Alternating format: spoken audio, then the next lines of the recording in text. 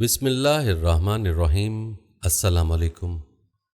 یقیناً تمام تعریفیں اللہ کے لیے، ہم اس کی تعریف بیان کرتے ہیں، اسی سے مدد کے طلبگار ہیں۔ میں گواہی دیتا ہوں کہ اللہ کے سوا کوئی معبود برحق نہیں۔ ناظرین، آج کی ویڈیو میں ہم آپ کو روزہ رسول صلی اللہ علیہ وآلہ وسلم کی حفاظت کا ایمان افروز واقعہ سنائیں گے کہ کس طرح یہودیوں نے آقا کریم صلوٰت والسلام کے جسم اطہر کو چرانے کی کوشش کی اور اللہ پاک نے ان کی سازش کو ناکام بنایا، اور اللہ پاک نے کس طرح اس عظیم کام کو انجام دینے کے لیے سلطان نور الدین زنگی کا انتخاب کیا۔ سلطان نور الدین زنگی کون تھے، ان کی فتوحات کے بارے میں بھی بات کریں گے، اور آپ کو نور الدین زنگی کی زندگی کے حالات و واقعات بتائیں گے۔ نور الدین کی زندگی کی فتوحات کے بارے میں بھی بات کریں گے۔ ویڈیو بہت ہی معلوماتی ہونے والی ہے، ویڈیو کو آپ نے اسکپ نہیں کرنا اور ویڈیو کو آخر تک لازمی دیکھیے گا۔ ناظرین، سب سے پہلے آپ کو نور الدین زنگی کا وہ واقعہ سناتے ہیں جو کہ سلطان نور الدین زنگی کے خواب اور روزہ رسول صلی اللہ علیہ وآلہ وسلم کی حفاظت کے حوالے سے۔ ناظرین، کہتے ہیں کہ ایک رات نور الدین زنگی عشاء کی نماز پڑھ کر اپنے بستر پر سوئے کہ اچانک اٹھ بیٹھے اور نم آنکھوں سے فرمایا، میرے ہوتے ہوئے میرے آقا کریم کو کون ستا رہا ہے؟ آپ اس خواب کے بارے میں سوچ رہے تھے جو مسلسل 3 دن سے انہیں آ رہا تھا، اور آج پھر چند لمحوں قبل آیا جس میں سرکار دو عالم صلی اللہ علیہ وسلم نے 2 افراد کی طرف اشارہ کر کے فرمایا کہ یہ مجھے ستا رہے۔ اب سلطان کو قرار کہاں تھا؟ انہوں نے چند ساتھی اور سپاہی لے کر دمشق سے مدینے جانے کا ارادہ فرمایا۔ ناظرین، کہتے ہیں اس وقت دمشق سے مدینے کا راستہ 20-25 دنوں کا تھا، مگر آپ نے بغیر آرام کیے یہ راستہ 16 دن میں طے کیا۔ مدینہ پہنچ کر آپ رحمۃ اللہ علیہ نے مدینہ آنے اور جانے کے تمام راستے بند کروا دیے اور تمام خاص و عام کو اپنے ساتھ کھانے پر بلایا۔ اب لوگ آ رہے تھے اور جا رہے تھے، آپ ہر چہرہ دیکھتے مگر آپ کو وہ چہرہ نظر نہ آیا۔ اب سلطان کو فکر لاحق ہوئی اور آپ رحمۃ اللہ علیہ نے مدینے کے حاکم سے فرمایا کہ کیا کوئی ایسا ہے جو اس دعوت میں شریک نہیں؟ جواب ملا کہ مدینے میں رہنے والوں میں سے تو کوئی نہیں، مگر 2 مغربی زائر ہیں جو روضہ رسول کے قریب ایک مکان میں رہتے ہیں، تمام دن عبادت کرتے ہیں اور شام کو جنت البقیع میں لوگوں کو پانی پلاتے ہیں، جو عرصہ دراز سے مدینہ میں مقیم ہیں۔ سلطان نے ان سے ملنے کی خواہش ظاہر کی۔ دونوں زائر بظاہر بہت عبادت گزار لگتے تھے۔ ان کے گھر میں تھا ہی کیا، ایک چٹائی اور 2-4 ضرورت کی اشیاء کہ یکدم سلطان کو چٹائی کے نیچے کا فرش لرزتا محسوس ہوا۔ آپ رحم اللہ علیہ نے چٹائی ہٹا کر دیکھا تو وہاں ایک سرنگ تھی۔ آپ نے اپنے سپاہی کو سرنگ میں اترنے کا حکم دیا۔ وہ سرنگ میں داخل ہوا اور واپس آ کر بتایا کہ یہ سرنگ نبی پاک صلی اللہ علیہ وآلہ وسلم کی قبر مبارک کی طرف جاتی ہے۔ یہ سن کر سلطان کے چہرے پر غیظ و غضب کی کیفیت طاری ہو گئی۔ آپ نے دونوں زائرین سے پوچھا کہ سچ بتاؤ کہ تم کون ہو؟ حیل و حجت کے بعد انہوں نے بتایا کہ وہ نصرانی ہیں اور اپنے قوم کی طرف سے تمہارے پیغمبر کے جسم اقدس کو چوری کرنے پر مامور کیے گئے۔ سلطان یہ سن کر رونے لگے۔ اسی وقت ان دونوں کی گردنیں اڑا دی گئیں۔ سلطان روتے جاتے اور فرماتے جاتے کہ میرا نصیب کہ پوری دنیا میں سے اس خدمت کے لیے اس غلام کو چنا گیا۔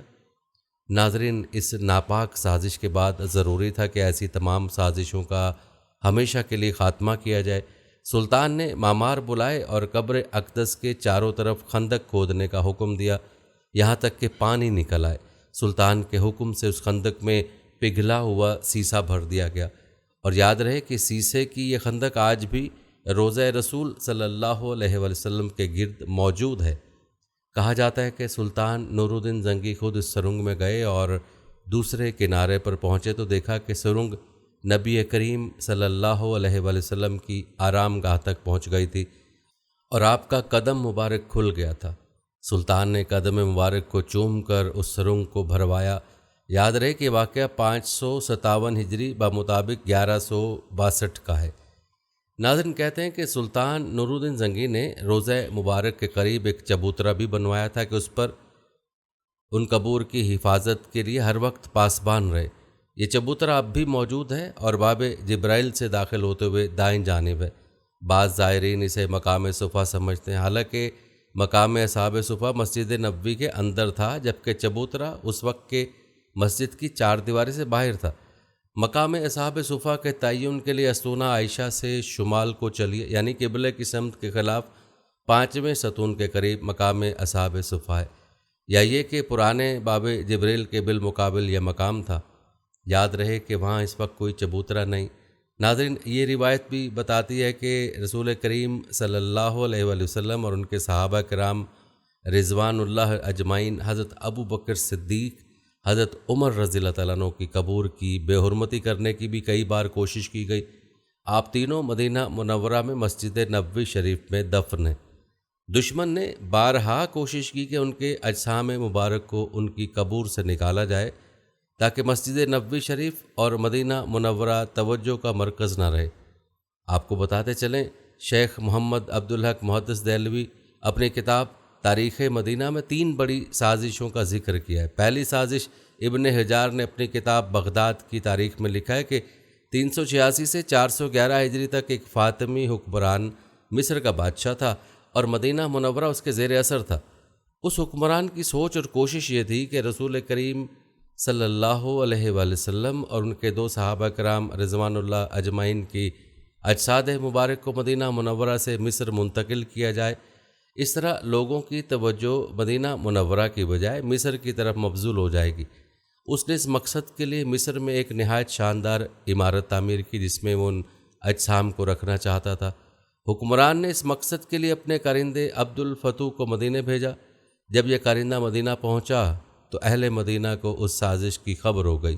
اہل مدینہ کو ابو الفتوح پر بہت غصہ آیا تو ابو الفتوح اور اس کے ساتھیوں کو قتل کرنے کے لیے تیار ہو گئے۔ ابو الفتوح ڈر گیا اور بول اٹھا کہ میں اس سازش کو کبھی بھی عملی جامہ نہیں پہناؤں گا، خواہ حاکم مصر مجھے قتل ہی کر دے۔ اسی دوران مدینہ منورہ میں بہت بڑا طوفان آیا جس سے کئی گھر تباہ ہوئے اور جانی و مالی نقصان ہوا۔ ابو الفتوح کو مدینہ سے بھاگنے کا ایک اچھا بہانہ ملا اور اس طرح سے اللہ نے نبی کریم صلی اللہ علیہ وآلہ وسلم اور آپ کے صحابہ کو ان مجرموں سے نجات دی۔ اس حکمران نے ایک اور کوشش بھی کی لیکن وہ دوبارہ ناکام ہوا۔ دوسری سازش سمہودی کے قول کے مطابق مسیحیوں نے یہ سازش مرتب کی۔ اس وقت شام کے بادشاہ کا نام سلطان نور الدین زنگی تھا اور اس کے مشیر کا نام جمال الدین اصفہانی تھا۔ ایک رات نور الدین زنگی نے رسول کریم صلی اللہ علیہ وسلم کو خواب میں 3 بار دیکھا۔ ہر بار رسول اللہ صلی اللہ علیہ وسلم نے 2 آدمیوں کی طرف اشارہ کرتے ہوئے سلطان سے کہا، مجھے ان دونوں کی شرارت سے بچاؤ۔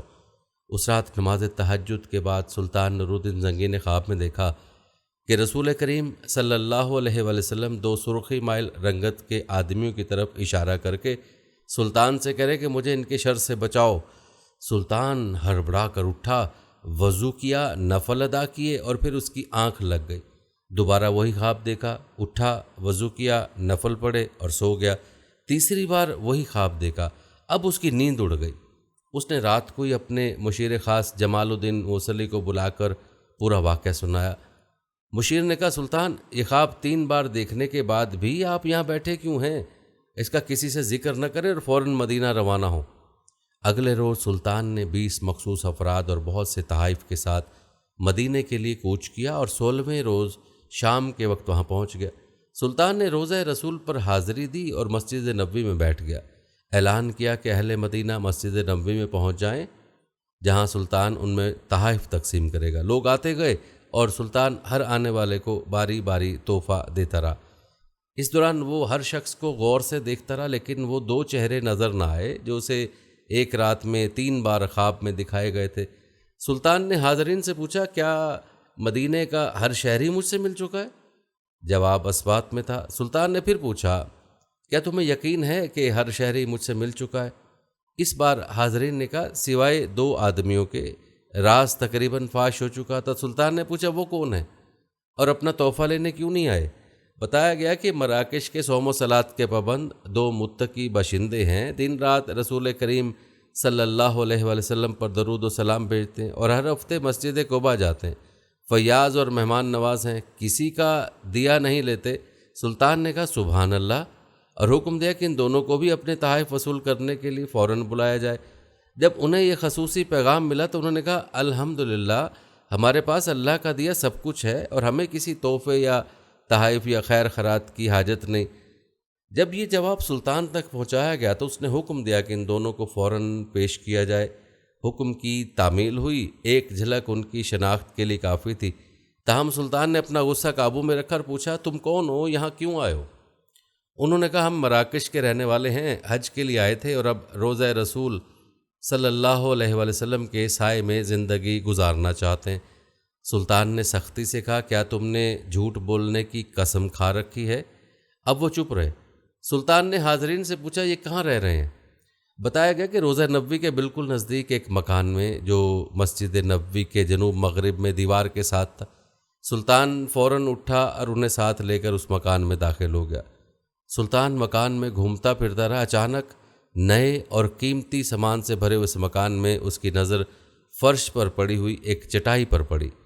نظر پڑنی تھی کہ دونوں مراکشی باشندوں کی ہوائیاں اڑ گئیں۔ سلطان نے چٹائی اٹھائی، اس کے نیچے ایک تازہ کھودی ہوئی سرنگ تھی۔ سلطان نے گرج کر کہا کیا اب بھی سچ نہ بولو گے؟ ان کے پاس سچ کے سوا کوئی چارہ نہ تھا۔ انہوں نے اعتراف کیا کہ وہ عیسائی ہیں اور ان کے حکمران نے انہیں بہت سا مال و زر اور ساز و سامان دے کر حاجیوں کے روپ میں مراکش سے اس منصوبے پر حجاز بھیجا تھا کہ وہ کسی نہ کسی طرح رسول کریم صلی اللہ علیہ وآلہ وسلم کا جسد اقدس روضہ مبارک سے نکال کر لے آئیں۔ اس ناپاک منصوبے کی تکمیل کے لیے انہوں نے حج کا بہانہ کیا اور اس کے بعد روضہ رسول صلی اللہ علیہ وآلہ وسلم سے نزدیک ترین جو مکان کرائے پر مل سکتا تھا وہ لے کر اپنا مذموم کام شروع کر دیا۔ ہر رات وہ سرنگ کھودتے جس کا رخ روضہ مبارک کی طرف تھا اور ہر صبح کھودی ہوئی مٹی چمڑے کی تھیلوں میں بھر کر جنت البقیع لے جاتے اور اسے قبروں پر بکھیر دیتے۔ انہوں نے بتایا کہ ان کی ناپاک مہم بالکل آخری مراحل میں تھی کہ ایک رات موسلا دھار بارش کے ساتھ ایسی گرج چمک ہوئی جیسے زلزلہ آ گیا ہو، اور جب ان کا کام پائے تکمیل کو پہنچنے والا تھا تو سلطان نہ جانے کیسے مدینہ پہنچ گئے۔ سلطان نور الدین زنگی نے حکم دیا کہ ان دونوں کو قتل کر دیا جائے۔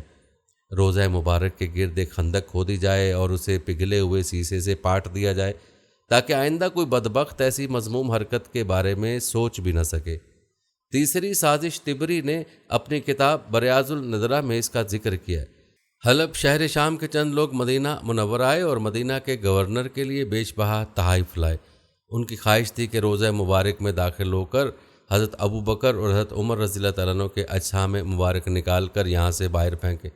گورنر کی مذہبی سوچ بھی ایسی تھی، اس نے منظوری دے دی۔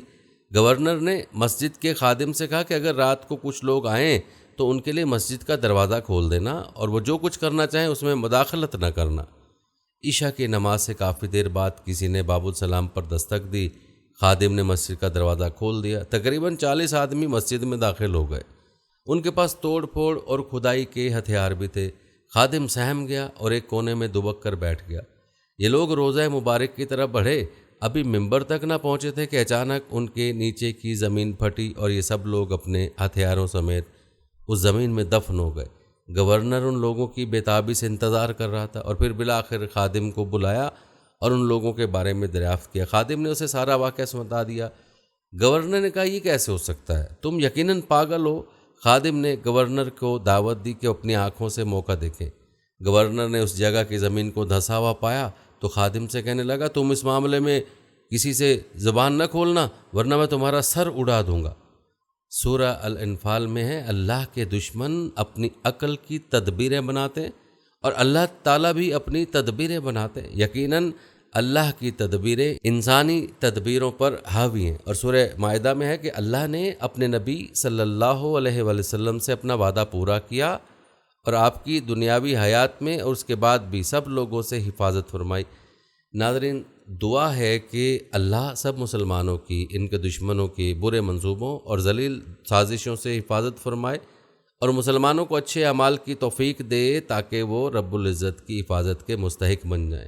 ناظرین، بات کرتے ہیں نور الدین زنگی کے بارے میں۔ خلفائے راشدین اور حضرت عمر بن عبد العزیز رحمہ اللہ علیہ کے بعد جن مسلمان حکمرانوں کی عظمت و کردار نے آسمان کی رفتوں کو چھو لیا ان میں سلطان نور الدین زنگی کا نام امتیازی حیثیت رکھتا ہے۔ اس کی عظمت کا اس سے بڑھ کر اور کیا ثبوت ہوگا کہ ہر دور کے مورخ، دوست اور دشمن سبھی نور الدین زنگی کی شہرت عام کو ملوز خاطر رکھا۔ بعض مورخین نے خلفۂ راشدین کے بعد تمام اسلامی حکمرانوں نے نور الدین زنگی کو سب سے بہتر قرار دیا۔ سلطان نور الدین زنگی سلطنت کے بانی عماد الدین زنگی کا بیٹا تھا، اور عماد الدین زنگی سلجوقی حکومت کی طرف سے شہر موصل کا حاکم تھا۔ جب سلجوقی حکومت کمزور ہو گئی تو اس نے زنگی سلطنت قائم کر لی اور عیسائیوں کو شکستوں پر شکستیں دی، جس نے تاریخ میں بڑا نام پیدا کیا۔ نور الدین فروری 1118 میں پیدا ہوا اور آپ رحمہ اللہ علیہ نے 1146 سے 1174 تک 28 سال حکومت کی۔ آپ رحمہ اللہ علیہ نے عیسائیوں سے بیت المقدس واپس لینے کے لیے پہلے ایک مضبوط حکومت قائم کرنے کی کوشش کی، اور اس مقصد کو حاصل کرنے کے لیے گرد و نواح کی چھوٹی چھوٹی مسلمان حکومتوں کو ختم کر کے ان کو اپنی مملکت میں شامل کر لیا۔ مصر پر قبضہ کرنے کے بعد نور الدین زنگی نے بیت المقدس پر حملہ کرنے کی تیاریاں شروع کر دیں۔ بیت المقدس کی مسجد عمر میں رکھنے کے لیے آپ رحمہ اللہ علیہ نے اعلیٰ درجے کا ممبر تیار کروایا۔ اس کی خواہش تھی کہ فتح بیت المقدس کے بعد اس ممبر کو اپنے ہاتھوں سے رکھے گا، لیکن اللہ تعالیٰ کو منظور نہ تھا۔ نور الدین ابھی حملے کی تیاریاں ہی کر رہا تھا کہ زنگی کو حشیشین نے زہر دے دیا۔ ناظرین، کیا آپ جانتے ہیں کہ نور الدین کا یہ عظیم الشان ممبر جو آپ نے بیت المقدس پر نصب کرنے کے لیے بنوایا تھا، اس ممبر کا کیا ہوا اور کس نے اس ممبر کو بیت المقدس پر نصب کروایا؟ ناظرین، یہ کام نور الدین کے سپاہی صلاح الدین ایوبی نے کیا، جس کو فاتح بیت المقدس کے نام سے پکارا جاتا ہے۔ آپ کو بتاتے چلیں کہ نور الدین زنگی کا تعلق اوغز ترک زنگت خاندان سے تھا، اور نور الدین زنگی کی حکومت کا زمانہ 1146 سے 1174 عیسوی تک کا ہے، جو 3 دہائیوں سے بھی تھوڑے وقت کا زمانہ ہے۔ ناظرین، یاد رہے کہ تاریخ کی دوسری صلیبی جنگ اور اس کے بعد کی صلیبی جنگوں کا حملہ تاریخ کا ایک ہنگامہ خیز دور تھا۔ مذہبی جوش و جذبے کے حامی صلیبی حملہ آوروں نے بار بار مسلم سرزمین پر حملہ کیا اور دائیں بائیں اور درمیان والے علاقوں پر قبضہ کرنے کی کوشش کی۔ البتہ اس موقع پہ بہت سارے مسلم قائدین، حکمران اور مجاہدین اٹھے، جنہوں نے تمام محاذوں میں صلیبیوں کے خلاف دفاع کی رہنمائی کی۔ آپ کو بتاتے چلے کہ سلطان صلاح الدین کی طرح کا کردار صلیبی جنگوں کے آخری حصے میں مشہور ہے، لیکن بہت سارے تاریخی ہیرو ایسے بھی ہیں جن کو تاریخ دان نظر انداز کرتے ہیں۔ ایسا ہی ایک نام نور الدین زنگی کا ہے۔ تاریخ بتاتی کہ عماد الدین زنگی کی وفات کے مختصر وقفے کے بعد ان کے بیٹوں نور الدین اور سیف الدین نے ریاست کو آپس میں بانٹ لیا۔ نور الدین نے خود حلب میں ہی قیام کیا، جبکہ سیف الدین نے موصل میں رہنے کا انتخاب کیا۔ اس کے بالکل برعکس تھا جو بہت سارے مسلمان سلطان، عمرہ اور بادشاہ اکثر دیکھتے ہیں۔ دونوں بھائیوں کے مابین جانشینی یا باہمی دشمنی نہیں تھی، اس کا موازنہ سلطنت عثمانیہ کے شہزادوں یا مغل سلطنت کے مابین ہونے والی جانشینی کی جنگوں سے کریں تو آپ کو معلوم ہوگا کہ نور الدین اور اس کا بھائی کتنے عقیدت مند تھے۔ ناظرین، تاریخ بتاتی کہ جیسے ہی نور الدین اقتدار میں آئے، ان کا بنیادی مقصد یہ تھا کہ صلیبیوں کے ہاتھوں مزید زمینیں ضائع نہ ہوں یا شہر تباہ نہ ہوں، لہٰذا انہوں نے صلیبی حملہ آوروں کے خلاف اتحاد کے خواہاں خطے کی دوسری مسلم ریاستوں تک پہنچنے کے لیے متعدد کوششیں کیں۔ تاریخ بتاتی کہ نور الدین زنگی کے ساتھ ازدواجی اتحاد کے باوجود دمشق کا گورنر معین الدین انور صلیبی ریاستوں کو مشتعل کرنے میں ہچکچا رہا تھا اور اکثر زنگی کے ارادوں سے گھبراتا تھا۔ اس سب کے باوجود نور الدین زنگی ایشیا مائنر میں متعدد اہم مقامات پر قبضہ کرنے میں کامیاب رہے۔ جب جرمنی کے کونرڈ سوم اور فرانس کے لوئی ہفتم کی قیادت میں دوسری صلیبی جنگ وہاں پہنچ گئی تو نور الدین کی کامیابی نے اس بات کو یقینی بنا لیا کہ کھوئے ہوئے علاقوں کی دوبارہ دیکھ بھال کے لیے ہم بہت کم کام کر سکتے ہیں۔ کہتے ہیں صلیبیوں نے دمشق کے ناکام محاصرے کی کوشش کی، جس کے بعد نور الدین زنگی نے مغرب کی طرف مزید زور دینے کا فیصلہ کیا۔ اناب کی جنگ میں حالات اس وقت سامنے آئے جب نور الدین زنگی نے پونٹیریس کے شہزادہ ریمنڈ اور علی بن وفا کے نظاری قاتلان کی مشترکہ افواج کو تباہ کر دیا۔ جنگ کے بعد نور الدین نے شام پر اپنا غلبہ حاصل کرنے کے لیے علامتی طور پر بحیرہ روم میں نہا کر ساحل کی طرف مارچ کیا۔ ناظرین، تاریخی روایت کے مطابق پہلی صلیبی جنگ کے فوراً بعد ہی دمشق کے مسلمان حکمرانوں صلیبیوں کے ساتھ 2 طرفہ معاہدہ کر چکے تھے، تاہم 2 طرفہ حصہ زیادہ تر کاغذات پر تھا۔ صلیبی جنگجو جو اپنے علاقوں میں توسیع کے خواہش مند تھے، انہوں نے امن معاہدوں کے نفاذ کے باوجود دوسری صلیبی جنگ کا آغاز کیا۔ دمشق کے حکمران معین الدین اور اس کے جانشین مجیر الدین صلیبیوں سے مقابلہ کرنے کے لیے کم سے کم تیار تھے۔ دراصل مجیر الدین صلیبیوں کو دمشق میں اپنی نشست بنانے کے لیے سالانہ خراج تحسین پیش کرنے کی حد تک گیا تھا۔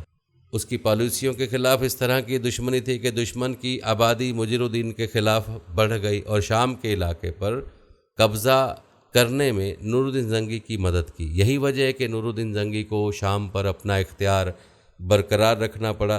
صلیبی حملہ آوروں کو برقرار رکھنے کے لیے اس طرح کے اقدامات ضروری تھے۔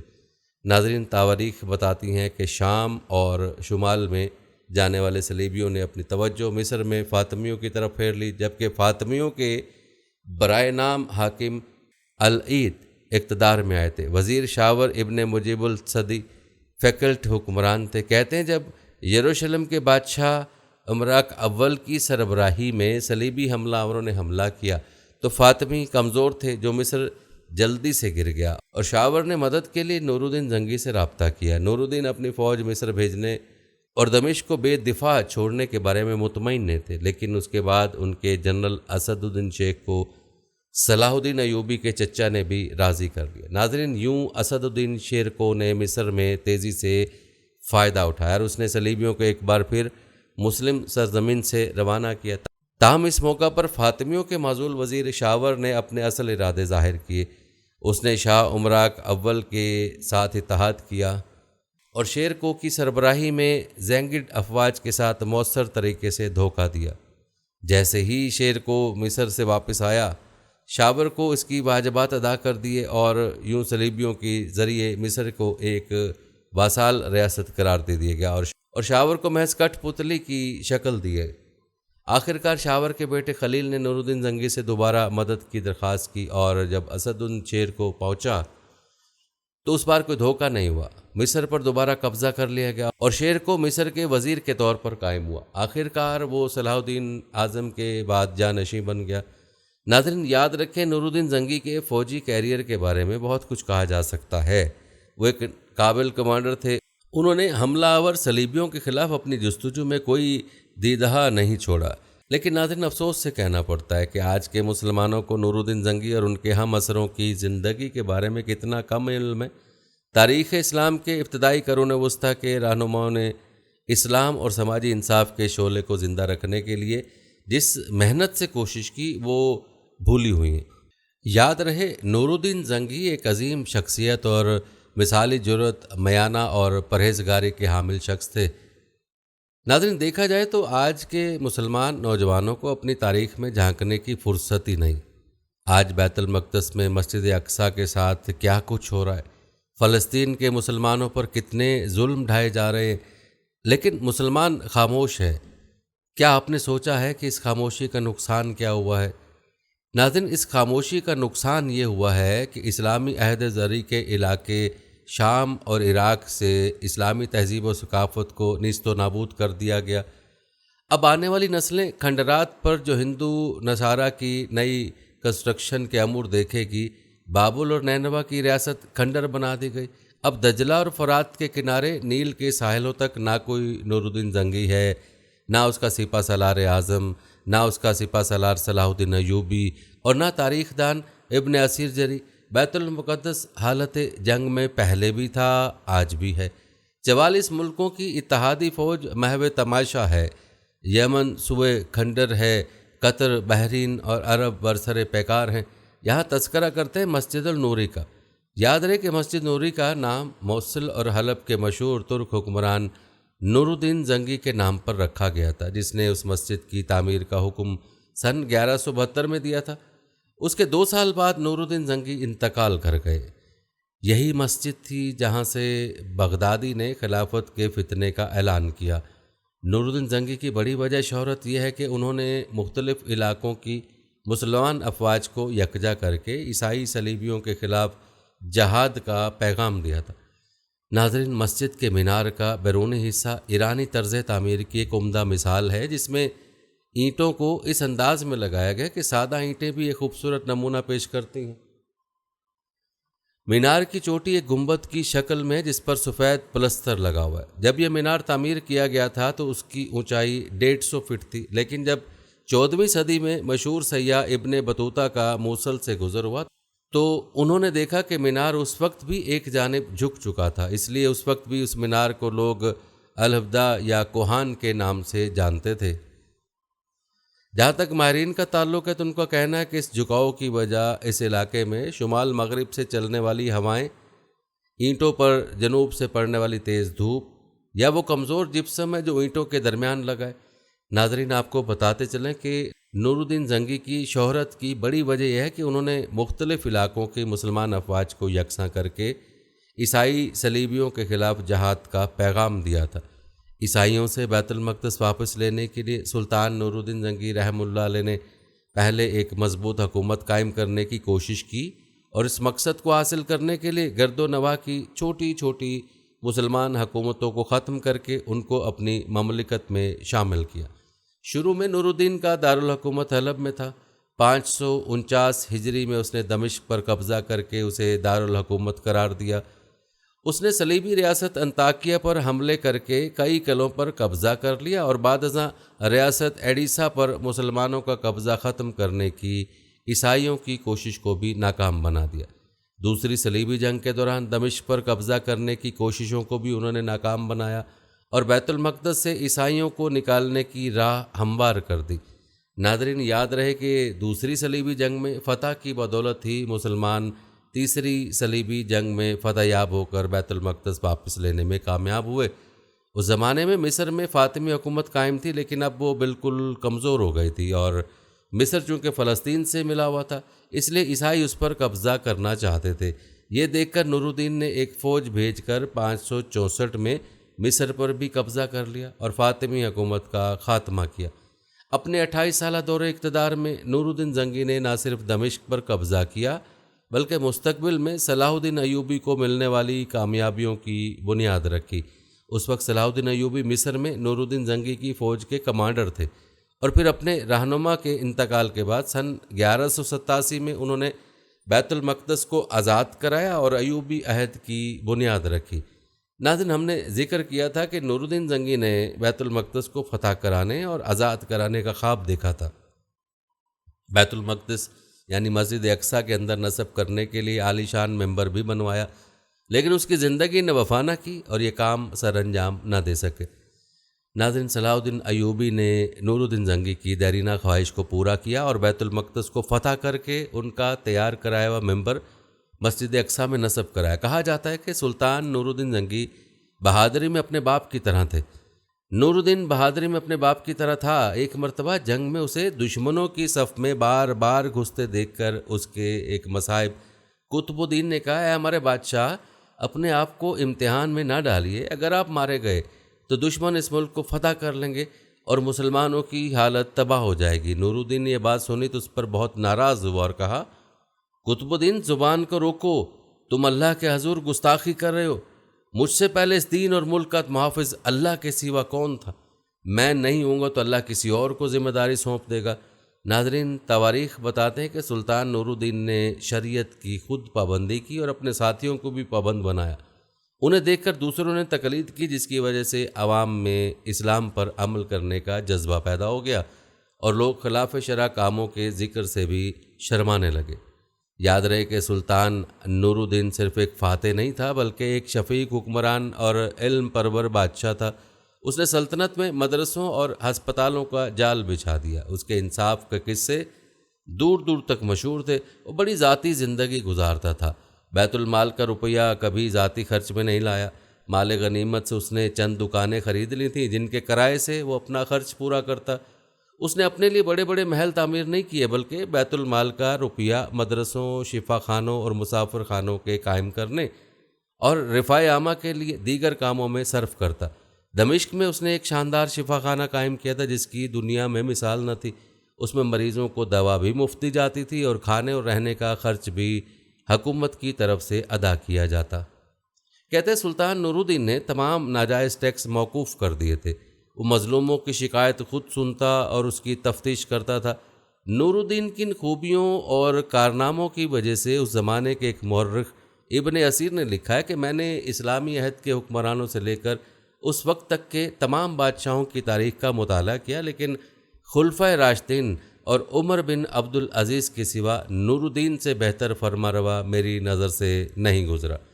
ناظرین، جہاں تک بات ہے سلطان نور الدین زنگی کی وفات کی، تو کہا جاتا ہے کہ نور الدین ابھی بیت المقدس پر حملہ کرنے کی تیاریوں میں مصروف تھا کہ سلطان زنگی کو حشاشین نے زہر دیا، گلے میں سوزش پیدا ہوئی جو کہ ان کی موت کا باعث بنی، اور 15 مئی 1174 کو ان کا انتقال ہو گیا۔ انتقال کے وقت نور الدین کی عمر 58 سال تھی۔ اللہ سے دعا ہے کہ اللہ تعالیٰ سلطان نور الدین زنگی کی قبر میں اربوں خربوں رحمت نازل فرمائے، آمین۔ ناظرین، آج بھی سرزمین بیت المقدس کسی نور الدین زنگی اور صلاح الدین ایوبی کی انتظار میں ہے، لیکن سوچنے کی بات ہے کہ آج کی مائیں نور الدین زنگی کیوں پیدا نہیں کر رہی؟ ہماری نسل سے جذبہ ایمانی اور جذبہ جہاد کیوں ختم ہو گیا؟ اس حوالے سے ایک استاد اور شاگرد کی کہانی آپ کو بتاتے ہیں جو اس طرف اشارہ کرتی ہے کہ کوتاہی کہاں پر ہے۔ ناظرین، ایک استاد بتاتا ہے کہ 6ٹھی یا 7ویں جماعت کا کمرہ تھا اور میں کسی اور ٹیچر کی جگہ کلاس لینے چلا گیا۔ تھکن کے باوجود کامیابی کے موضوع پر طلباء کو لیکچر دیا اور پھر ہر ایک سے سوال کیا، ہاں جی تم نے کیا بننا ہے؟ ہاں جی آپ کیا بنو گے؟ ہاں جی آپ کا کیا ارادہ ہے؟ کیا منزل ہے؟ سب طلباء کے ملتے جلتے جواب ڈاکٹر، انجینئر، پولیس، فوجی، بزنس مین۔ لیکن اسی لیکچر کے بعد یہ میرا روٹین کا سوال تھا، بچوں کے روٹین کے جواب جن کو سننا کانوں کو بھلا اور دل کو خوشگوار لگتا تھا، لیکن ایک جواب آج بھی دوبارہ سننے کو نہ ملا تو کان اس کو سننے کے لیکن ایک جواب آج بھی دوبارہ سننے کو نہ ملا، کان تو اس کو سننے کے متلاشی تھے مگر روح بھی بے چین تھی۔ اینک لگائے بیٹھا خاموش گمسم بچہ جس کو میں نے بلند آواز سے پکار کر اس کی سوچوں کا تسلسل توڑا۔ ارے میرے شہزادے، آپ نے کیا بننا ہے؟ آپ بھی بتا دو، کیا آپ سر تبسم سے ناراض ہیں؟ بچہ آہستہ سے کھڑا ہوا اور کہا، سر میں نور الدین زنگی بنوں گا۔ میری حیرت کی انتہا نہ رہی اور کلاس کے دیگر بچے ہنسنے لگے۔ اس کی آواز گویا میرا کلیجہ چیر گئی ہو، روح میں ارتعاش پیدا کر دیا۔ پھر پوچھا، بیٹا آپ کیا بنو گے؟ سر میں نور الدین زنگی بادشاہ بنوں گا۔ ادھر اس کا جواب دینا تھا، ادھر میری روح بے چین، جیسے اسی جذبے کی اسی آواز کی تلاش میں شعبہ تدریس کو اپنایا ہو۔ بیٹا آپ ڈاکٹر، فوجی یا انجینئر کیوں نہیں بنو گے؟ سر امی نے بتایا کہ اگر میں نور الدین زنگی بنوں گا تو مجھے نبی پاک صلی اللہ علیہ وسلم کا دیدار ہوگا۔ جو لوگ ڈنمارک میں ہمارے پیارے نبی صلی اللہ علیہ وسلم کی شان میں گستاخی کر رہے ہیں ان کو میں زندہ نہیں چھوڑوں گا۔ اس کے ساتھ ساتھ اس بچے کی آواز بلند اور لہجے میں سختی آ رہی تھی۔ اس کی باتیں سن کے میرا جسم پسینے میں شرابور ہو گیا۔ ادھر کلاس کے اختتام کی گھنٹی بجی اور میں روتا ہوا باہر آیا۔ ناظرین، اصل بات یہ ہے کہ آج ماؤں نے نور الدین زنگی پیدا کرنے چھوڑ دیے اور اساتذہ نے نور الدین زنگی بنانا۔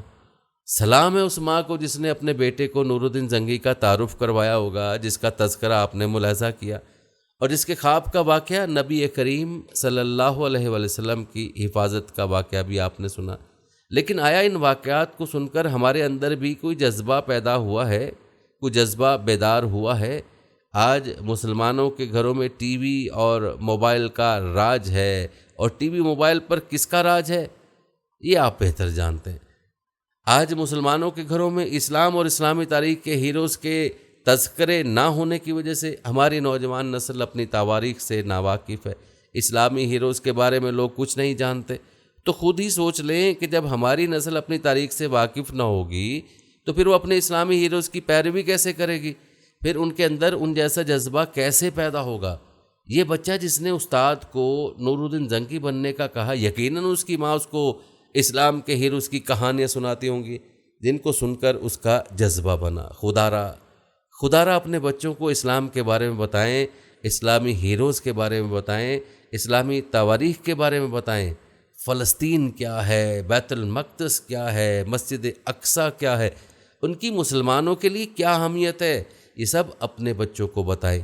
بیت المقدس کو لے کر آنے والے حالات کیا ہوں گے، ان میں مسلمانوں کو کیا کردار ادا کرنا چاہیے، یہ تمام سوالات ایسے ہیں کہ تمام سوالات جن کے بارے میں بچوں کو بتانا اور ان کو تیار کرنا والدین اور اساتذہ کی ذمہ داری اور ہر مسلمان کا فرض ہے کہ مسجد اقصیٰ کی اہمیت کو جانے اور اس کو یہودیوں کے چنگل سے آزاد کرانے کے لیے اپنا فرض ادا کریں۔ اللہ پاک تمام امت مسلمہ کو حامی و مددگار ہو، آمین۔ ناظرین، یہ تھی آج کی ویڈیو۔ امید کرتے ہیں کہ ہماری آج کی ویڈیو ضرور پسند آئی ہوگی۔ آخر میں پیارے دوستو، ہر ویڈیو کے ختام میں ہم نے ایک دعا کا سلسلہ شروع کیا ہوا ہے۔ جو بھی اس دعا میں شامل ہوگا، میرا دعویٰ ہے کہ اللہ پاک اس کی تمام جائز حاجات کو پورا کریں گے۔ اپنی دعا کا آغاز درود ابراہیمی سے کرتے ہیں۔ آپ سب دوست اور بہنیں پہلے میرے ساتھ مل کر درود پاک پڑھ لیں اور کمنٹس میں آمین لازمی لکھیے گا۔ اللہ پاک اس آمین کو لکھنے کی برکت سے آپ کی اور میری تمام جائز حاجات کو پورا فرمائیں گے۔ دعا کا آغاز کرتے ہیں۔ بسم اللہ الرحمن الرحیم۔ اللہم صلی علی محمد وعلی آل محمد کما صلیت علی ابراہیم وعلی آل ابراہیم انک حمید مجید۔ اللہم بارک علی محمد وعلی آل محمد کما بارکت علی ابراہیم وعلی آل ابراہیم انک حمید مجید۔ تمام حمد و ثنا رب ذوالجلال کے لیے، جس کی رحمت سے نا امیدی نہیں، جس کی نعمتوں سے دامن خالی نہیں، جس کی مغفرت سے مایوسی نہیں، اور جس کی رحمتوں کا فیضان کبھی رکتا نہیں۔ اے اللہ، تو پاک ہے، تیرا شکر ادا کرتے ہیں اس اقرار کے ساتھ کہ تیرے سوا کوئی معبود نہیں، تو سب سے بڑا ہے، تیرا کوئی شریک نہیں اور نہ ہی کوئی ہمسر ہے۔ زمین و آسمان پر جتنی بھی مخلوقات ہیں، تو سب کا مالک ہے اور تو سب کو پالنے والا ہے۔ اے اللہ پاک، بلا شبہ تو ہم سے محبت کرتا ہے، یہی وجہ ہے کہ تو نے ہمیں ایمان کی دولت سے نوازا اور ہمیں اپنے محبوب صلی اللہ علیہ وآلہ وسلم کے صدقے ہماری زندگیوں کو پرسکون اور ہمیں اپنے محبوب صلی اللہ علیہ وآلہ وسلم کا امتی بنایا۔ یا اللہ، اپنے پیارے حبیب صلی اللہ علیہ وآلہ وسلم کے صدقے ہماری زندگیوں کو پرسکون اور آسان بنا دے۔ یا الہی، ہم سب کے گناہ معاف فرما دے، ہم سب کو عابد اور سحر انگیز بنا دے، ہم پر راز شوق آشکار کر دے، ہمیں غلامی مصطفیٰ صلی اللہ علیہ وآلہ وسلم سے سرفراز فرما دے، ہمارے دلوں کی ویران بستی کو اپنی رحمت سے آباد کر دے اور ہمیں اس راستے پر ہمیشہ قائم رکھ جو نبی پاک صلی اللہ علیہ وآلہ وسلم نے بتلائے۔ یا اللہ، ہم سب کو سچے دل سے توبہ کرنے کی توفیق عطا فرما دے۔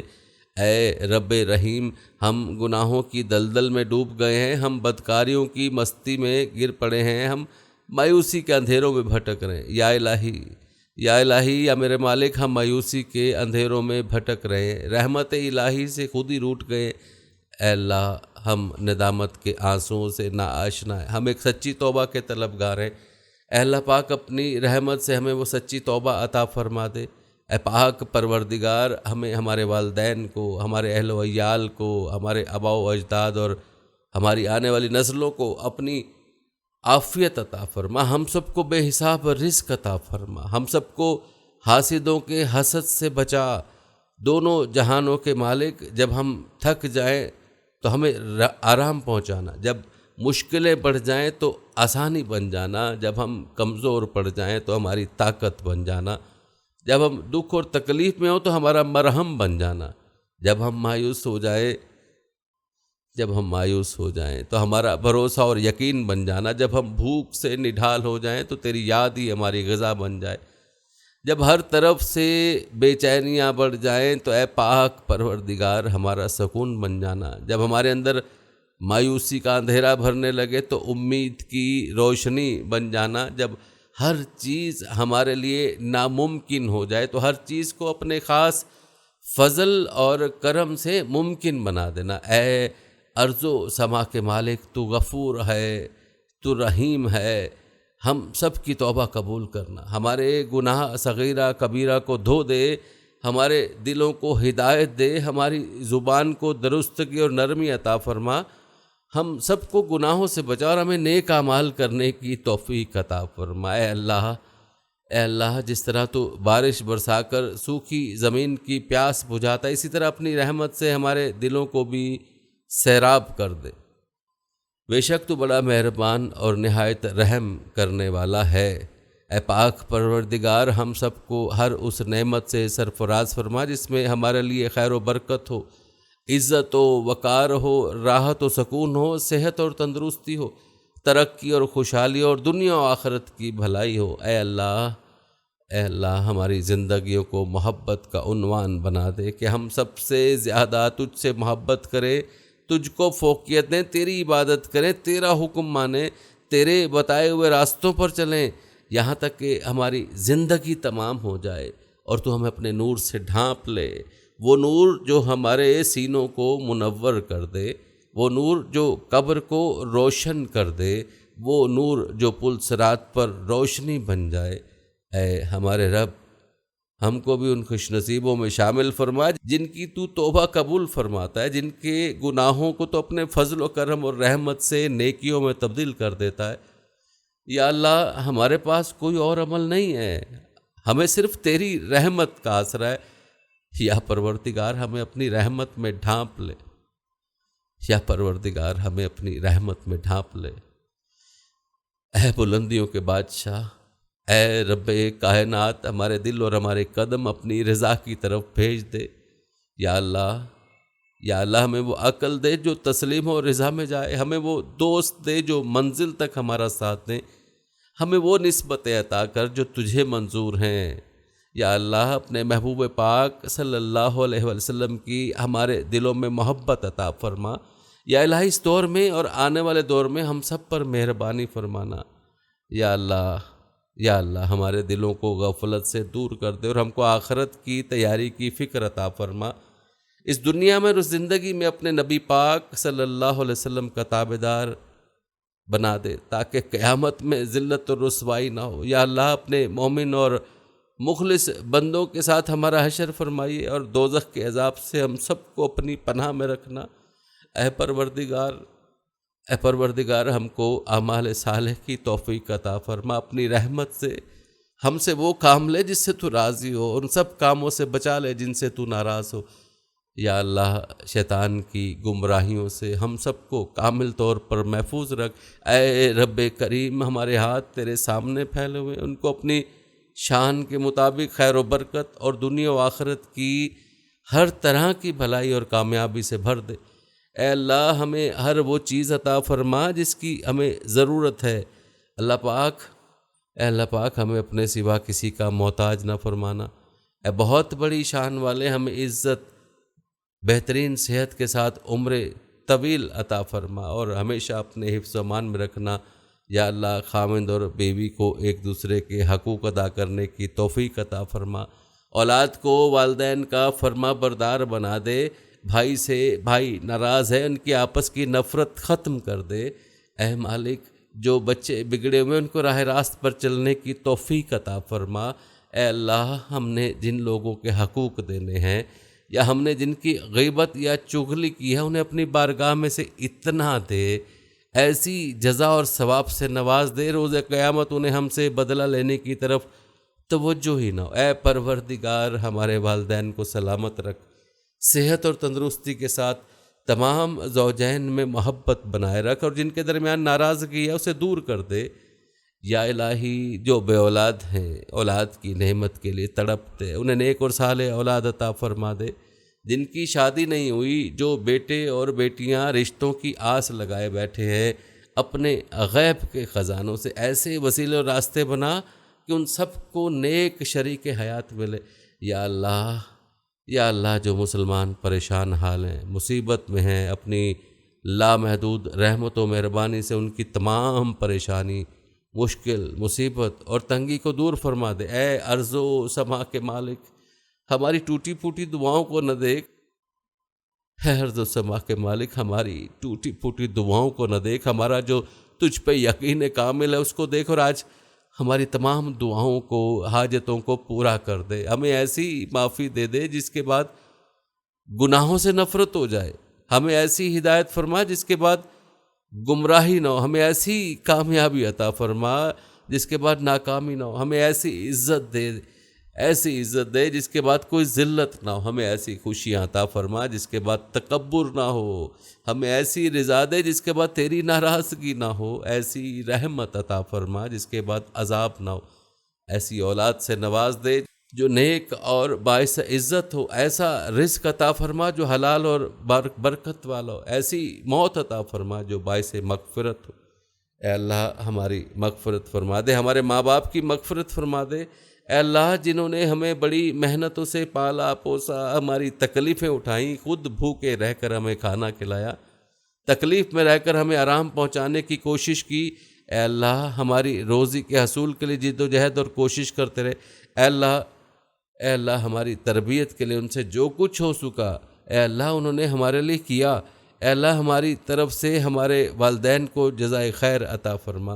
اے اللہ جن اساتذہ کے ذریعے سے تیرا کلام پاک ہم تک پہنچا، اے اللہ تیرے دین کا علم ہم تک پہنچا، اے اللہ ان تمام لوگوں کی قبروں کو نور سے بھر دے، اے اللہ ان کی مغفرت فرما، ان کے درجات کو بلند فرما، اے اللہ عذاب قبر سے ان کی حفاظت فرما، اے اللہ اپنے محبوب اور مقبول بندوں میں شامل فرما، اے اللہ ہماری طرف سے انہیں بہترین جزا عطا فرما، ان کی نیکیوں کو قبول فرما، ان کی خطاؤں اے اللہ ہماری طرف سے انہیں بہترین جزا عطا فرما، ان کی نیکیوں کو قبول فرما، ان کی خطاؤں سے درگزر فرما، ان کی سیئات کو حسنات سے مبدل فرما۔ اے اللہ تجھے تیرے نبی کا واسطہ جنہوں نے ہمارے لیے بڑی قربانیاں دیں، ہمارے لیے بہت تڑپے، ہمارے لیے تجھے بہت کچھ مانگا، اے اللہ قیامت تک آنے والی انسانیت کو قرآن کی دولت عطا کی، علم کی دولت سے سرفراز فرمایا، ساری انسانیت کی صحیح راہبری کے لیے ساری زندگی کے اصول اور نظام کو ترتیب دیا۔ اے اللہ اپنے محبوب کی قربانیوں کو قبول فرما اور اپنی امت کی طرف اے اللہ اپنے بندوں کی طرف سے اپنے نبی کو بہترین جزائے خیر عطا فرما، آمین۔